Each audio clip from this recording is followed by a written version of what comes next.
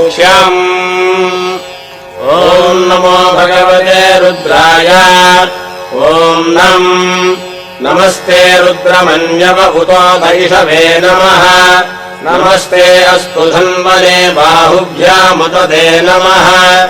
या दरिषः शिवतमा शिवम् बभूवते धनुः।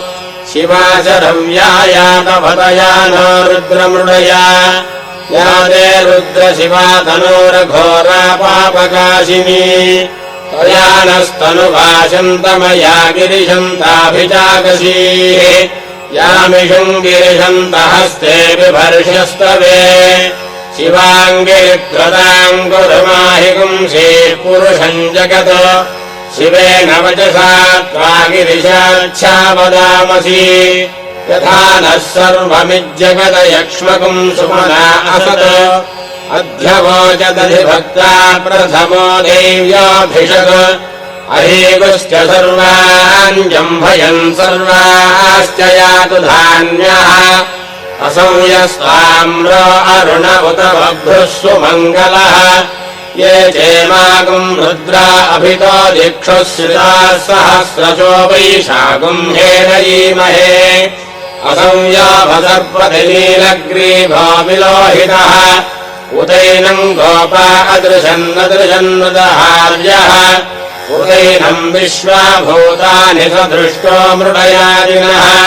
नमो अस्तु नीलग्रीवाय सहस्राक्षाय मीढुषे। अधो ये अस्य सत्त्वानो हन्तेभ्यो करन्नमः।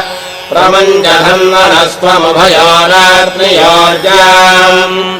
याश्च देहस्तैषवः पराता भगवो भव। अवदत्य धनुष्वम् सहस्राक्षसिते शुधे। निशील्य शय्यानाम् मुखा शिवो नः सुमना भव।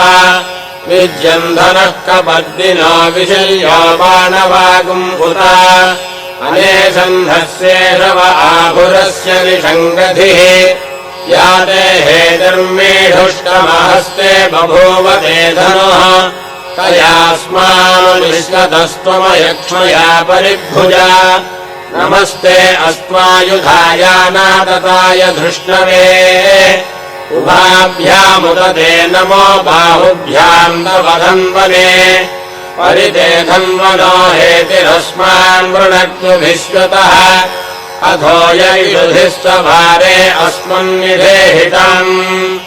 नमस्ते अस्तु भगवन् विश्वेश्वराय महादेवाय त्र्यम्बकाय त्रिपुरान्तकाय त्रिकाग्निकालाय कालाग्निरुद्राय नीलकण्ठाय मृत्युञ्जयाय सर्वेश्वराय सदाशिवाय श्रीमन्महादेवाय नमः।